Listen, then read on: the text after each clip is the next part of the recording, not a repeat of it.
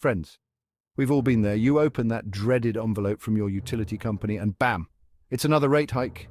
They claim it's for infrastructure improvements or grid modernization, but you're left wondering if they're just installing solid gold toilets in the executive washrooms.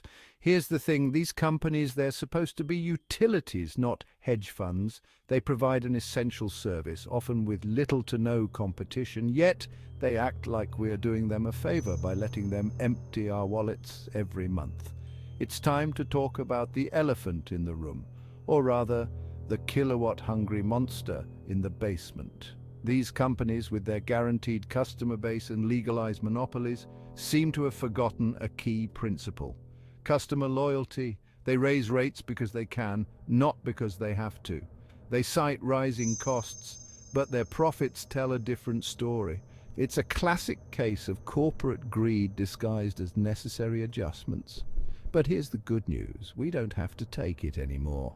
We have the power to choose a different path, a brighter future, and maybe even stick it to the man, or at least the energy overlords, a little bit.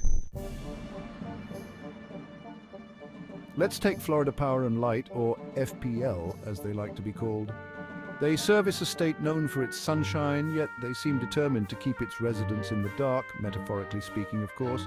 FPL has been on a rate hiking spree, justifying it with the need to invest in infrastructure and renewable energy.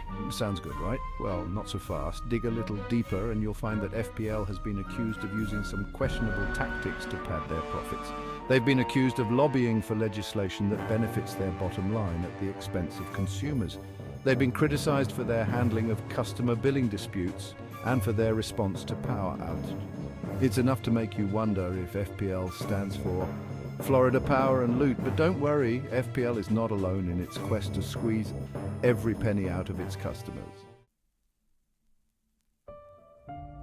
Up north we have Consolidated Edison, or ConEd, the utility giant that keeps the lights on, sometimes in New York City. ConEd is notorious for its rate hikes, which they justify by citing the need to maintain and upgrade their aging infrastructure. Now, it's true that New York City's power grid is a complex beast, but ConEd's rate increases have consistently outpaced inflation. It seems like every time you turn around, ConEd is asking for another rate hike. They want to upgrade their gas lines, they want to bury power lines, they want to modernize their grid. All worthy goals, but at what cost to the average New Yorker? And ConEd is not an anomaly. Across the country, from California to Texas, utility companies are singing the same tune. We need more money to keep the lights on, but here's the thing. These companies are already making billions in profits. Maybe, just maybe, they could find a way to invest in infrastructure without constantly dipping into our pockets. Section 4, PG&E, wildfires, bankruptcy, and bills, oh my. And then there's Pacific Gas and Electric, or PG&E, the poster child for everything that's wrong with the utility industry. PGE's equipment has been blamed for starting some of the deadliest wildfires in California history. They filed for bankruptcy in 2019 after facing billions of dollars in liability claims. And yet they're still allowed to operate and they're still raising rates. How is this possible, you ask? Well, it's because PG&E is a too-big-to-fail corporation. They know that the government will bail them out if they get in too much trouble, so they continue to operate with impunity, knowing that the taxpayers will be there to foot the bill. It's a classic case of privatized profits and socialized losses, and it's a stark reminder that the current system is broken. Section 5, Duke Energy modernization or money grab. Let's not forget about Duke Energy, a company that seems to have mastered the art of the rate hike.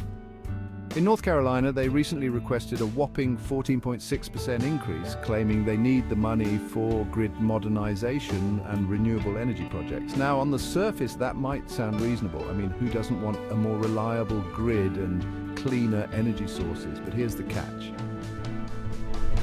Duke Energy has a history of prioritizing shareholder profits over customer needs. They've been criticized for their slow adoption of renewable energy. They've been accused of using their political influence to stifle competition.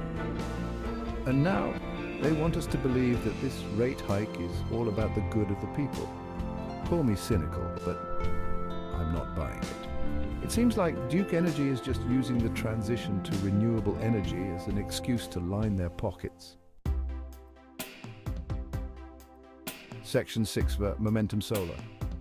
A brighter alternative. Now, I know what you're thinking, John. This is all very depressing. Is there any hope? Well, my friends, there is. We don't have to be at the mercy of these greedy utility companies. We have the power to choose a different path, a brighter future, and maybe even stick it to the man, or at least the energy overlords a little bit. That's where companies like Momentum Solar come in. Momentum Solar is a leading provider of residential solar energy solutions. They can help you take control of your energy future by installing solar panels on your home. Now, I know what you're thinking. John, solar panels are expensive, and yes, they can be a significant investment up front, but here's the thing. Solar panels will save you money in the long run. With solar panels, you'll be generating your own clean, renewable energy, which means you'll be less reliant on the grid and less vulnerable to those dreaded rate hikes. Plus, there are government incentives and tax credits available that can help offset the cost of installation. Switching to solar is not just good for your wallet, it's good for the planet. By reducing your reliance on fossil fuels, you'll be doing your part to combat climate change. And let's face it, we could all use a little bit of that these days.